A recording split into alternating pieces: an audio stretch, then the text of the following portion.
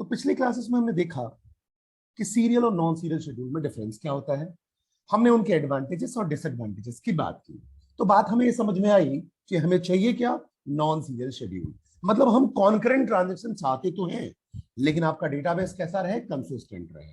Because अगर हम non serial schedules की बात करते हैं या कॉन्करेंट ट्रांजैक्शंस की बात करते हैं या अगर हम पैरेलल शेड्यूल्स की बात करते हैं तो रिस्क है इनकंसिस्टेंसी का। ये हमने पिछले क्लासेस में देखा था।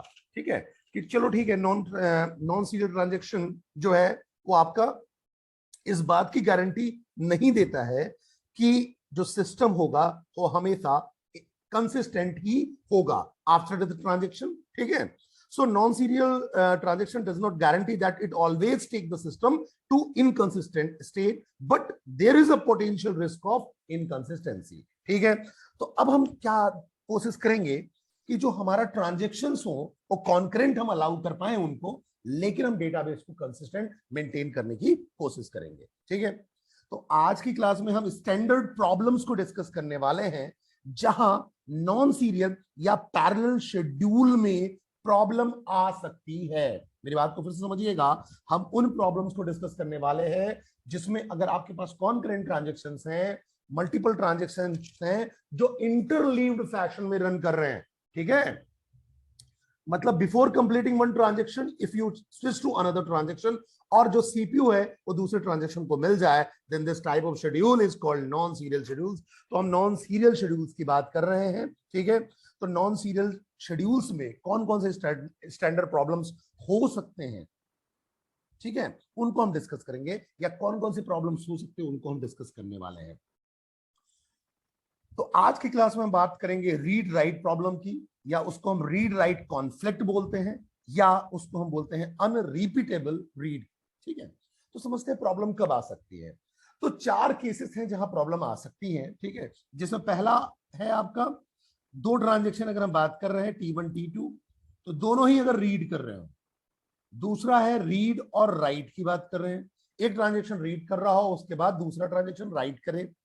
थर्ड हम बात करेंगे राइट और रीड की, और फोर्थ हम बात करेंगे राइट और राइट की।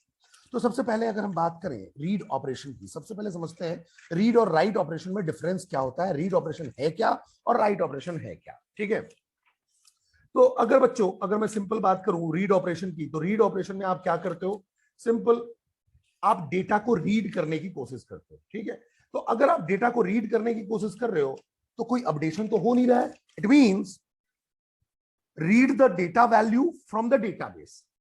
It is a safe operation as it does not update any information in the database. Suppose that कोई वेबसाइट है, ठीक है, मान लो चलो IRCTC की वेबसाइट है, irctc.com मानते हैं IRCTC की वेबसाइट है irctc.com।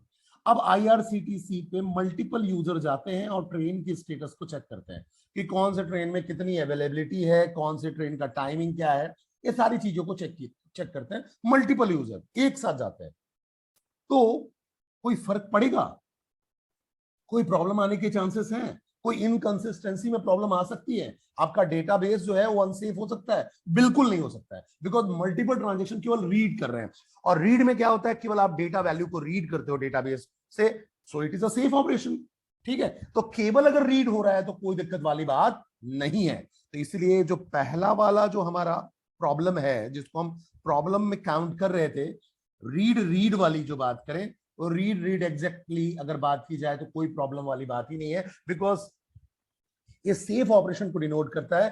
कितने भी लोग एक पर्टिकुलर टाइम पे, एक इंस्टेंस ऑफ टाइम पे कॉन्करेंटली कोई भी वेबसाइट को अगर रीड कर रहे हैं या कोई भी रीड ऑपरेशन परफॉर्म कर रहे हैं, तो कोई दिक्कत वाली बात नहीं है। डेटाबेस आपका सेफ स्टेट में रहेगा, डेटाबेस आपका कंसिस्टेंट स्टेट में रहेगा, बिकॉज रीड से कोई अपडेशन नहीं होता है।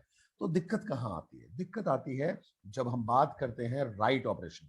ठीक है, दिक्कत कब आएगी, जब हम राइट ऑपरेशन की बात करेंगे, because it write the data into the database and send it to the further use. Right से क्या हो रहा है, आप राइट कर रहे हो और इसको फर्दर यूज के लिए दूसरा जो भी ट्रांजेक्शन है उसको फर्दर यूज कर सकता है। So after writing data it has to be committed to making updated information available for further operation. तो जब आप राइट करते हो तो उसको कमिट भी करो, कमिट करोगे तो परमानेंटली चेंज हो जाएगा, अदरवाइज केवल लोकल बफर में चेंज होगा, ठीक है। So this operation is more prone to vulnerability as it involves modification of the database information.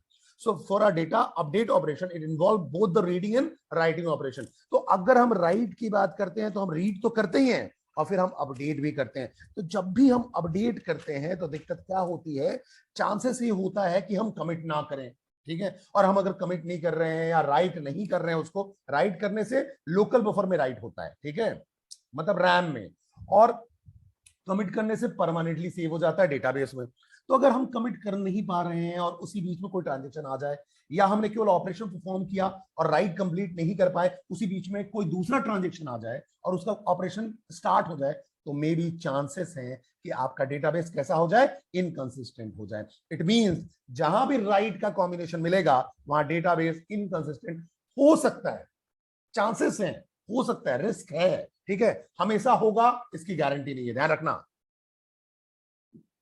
मतलब हमेशा इनकंसिस्टेंट हो ये वाली बात नहीं है, लेकिन चांसेस हो सकते हैं। तो अब मेरे पास जो प्रॉब्लम है बच्चों, वो प्रॉब्लम है जब कोई ट्रांजेक्शन रीड करे और दूसरा राइट कर रहा हो, ठीक है, जब कोई ट्रांजेक्शन राइट करे दूसरा रीड कर रहा हो, ठीक है। थर्ड प्रॉब्लम, जब कोई राइट कर रहा हो और दूसरा भी ट्रांजेक्शन राइट कर रहा हो, ठीक है। तो ये तीन प्रॉब्लमेटिक सिचुएशन है जहां पे आपका डेटाबेस इनकंसिस्टेंट हो सकता है, और इन्हीं को हम डिस्कस करने वाले हैं। तो आज की क्लास में बात कर रहे हैं रीड राइट कॉन्फ्लिक्ट की या अनरिपीटेबल रीड की। तो रीड राइट मतलब इस वाले की बात करें, फर्स्ट वाले केस की हम बात कर रहे हैं, बिकॉज हमने देखा कि रीड रीड में कोई प्रॉब्लम नहीं है। तो चलो समझने की कोशिश करते हैं। तो इस फर्स्ट केस की हम अगर बात करें तो हमारे पास एक शेड्यूल है, ठीक है, उस शेड्यूल में दो ट्रांजेक्शंस है, बिकॉज मैंने आपको पिछली क्लासेस में बताया schedule is the collection of transactions. तो इस शेड्यूल में हमारे पास दो ट्रांजेक्शन है, T1 और T2। इसको समझने के लिए मैं आपको एक एग्जांपल से समझाने की कोशिश करता हूं तो आपको क्लैरिटी आएगी। अब देखो दिक्कत कहां है, जब कॉन्करेंट ट्रांजेक्शन है या नॉन सीरियल शेड्यूल है।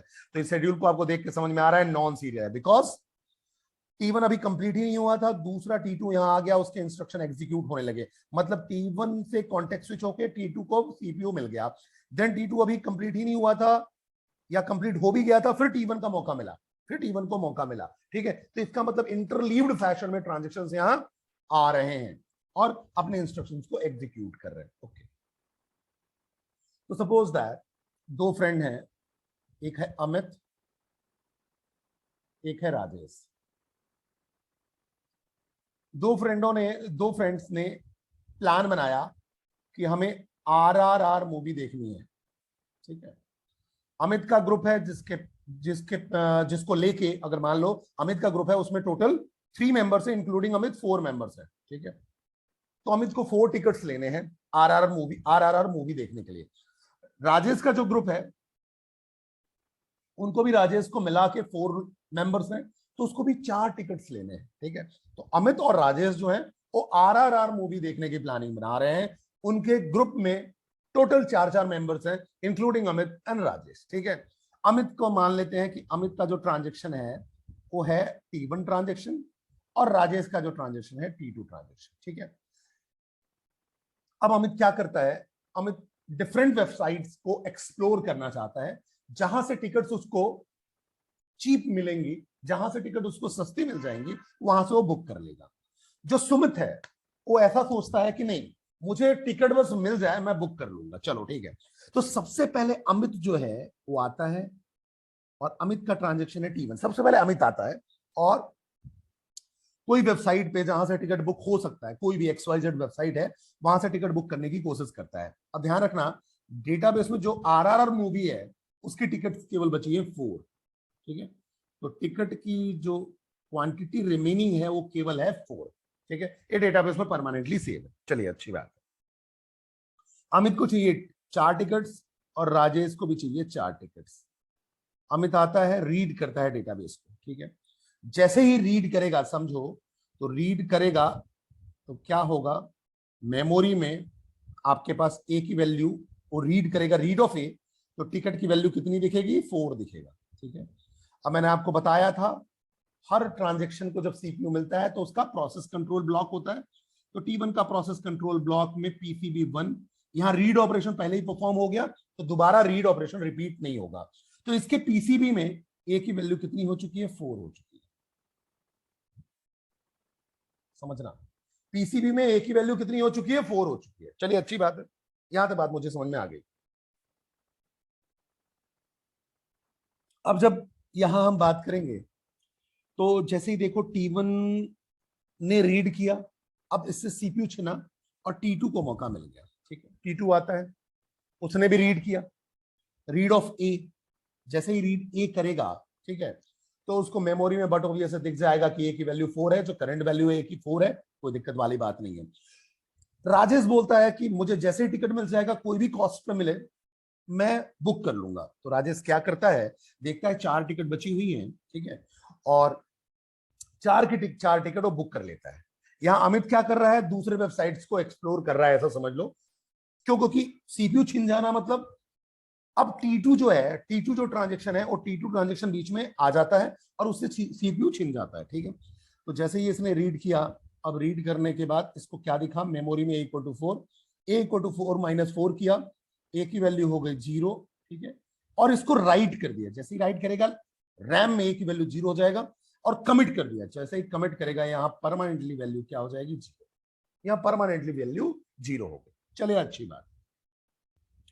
अब आता है फिर से T1 को मौका मिलता है, कॉन्टेक्स्ट स्विचिंग होती है। अमित को फिर से मौका मिलता है, उसने ढेर सारी वेबसाइट्स को एक्सप्लोर कर लिया, उसे लगा कि नहीं, सब जगह कॉस्ट एक ही है, तो बोले अब चलो मैं क्या करता हूं, मैं बुकिंग कर लेता हूं। जैसे ही उसने रीड किया, रीड ऑफ ए, अब यहां से फिर से रीड ऑफ ए कर रहा है, तो उसके पीसीबी में A=4 था, लेकिन उसने फिर से रीड इंस्ट्रक्शन परफॉर्म किया, तो रैम में उसकी करंट वैल्यू क्या मिलेगी, 0। अब देखो हो क्या रहा है कि जब वो पहले रीड कर रहा था तो उसको 4 दिखा था, अब जो रीड कर रहा है वो क्या हो जा रहा है, 0 हो जा रहा है। इसका मतलब जो T1 अब रीड कर रहा है और रॉन्ग वैल्यू को रीड कर रहा है, उसको लगा कि मैं ही हूं। हर ट्रांजेक्शन को क्या लगता है कि केवल मैं ही हूं जिसको सीपीयू मिलेगा। लेकिन आपको पता ही है कि जब हम ऑनलाइन ट्रांजेक्शंस की बात करते हैं, तो मल्टीपल ट्रांजेक्शन एक ही टाइम पे कॉन्करेंटली एग्जीक्यूट होते हैं। ठीक है, तो बट ऑब्वियस है किसी और ने बुक कर लिया। ठीक है, बिकॉज जो ऐप या जो वेबसाइट्स अमित यूज कर रहा था, उसको पूरे वर्ल्ड से कोई भी यूज कर सकता है। ठीक है, और टिकट बुकिंग कर सकता है। तो अब यहां जब वो रीड करने की कोशिश करेगा, तो उसको क्या रीड होगा, ए की वैल्यू 0 रीड होगी।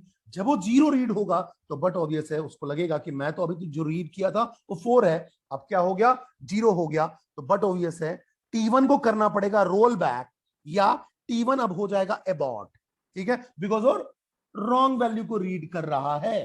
ठीक है, या आप समझो अगर उसने राइट भी किया, तो राइट किसको करेगा, 0 को ही, तो ए की वैल्यू 0 अपडेट होगी और कमिट कर देगा। तो बट ऑब्वियस 0 को 0 से इसने कमिट कर दिया, 0 ही अपडेट हो गया। तो इसका जो ट्रांजेक्शन था, जो रीड उसने किया था, वो कंप्लीटली रोल बैक हो गया। अब उसने तो रॉन्ग वैल्यू रीड कर ली, या उसने अपडेटेड वैल्यू रीड कर ली, जो कि पहले वैसी नहीं थी, या कहना चाहिए पहले सेम वैल्यू नहीं थी। ठीक है, तो इस केस में T1 तो रोल बैक हो गया, या T1 अबॉर्ट हो जाएगा। और ऐसी दिक्कत क्यों आ रही है, ये प्रॉब्लम क्यों आई, because of this read write. क्योंकि जो ट्रांजिशन T1 था, जो उसने रीड किया, अब यहां T2 ने उसको कुछ अपडेट कर दिया।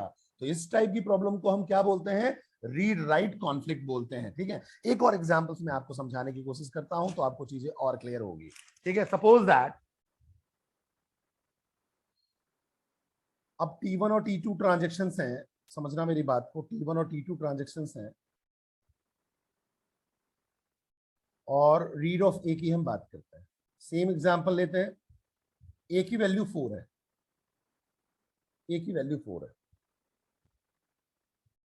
और A=A-1 के सबसे पहले T1 ट्रांजेक्शन आता है। ठीक है, तो रीड ऑफ ए क्या रीड करेगा, रैम में आ जाएगा डेटाबेस से। सबसे पहले वो रैम में सर्च करेगा ए को, ये रैम में मिलेगा नहीं, तो हार्ड डिस्क में जाएगा, हार्ड डिस्क से सर्च करेगा, तो हार्ड डिस्क में जो परमानेंट वैल्यू है उसको रीड करके लाएगा। तो रैम में आ गया A=4। चलिए,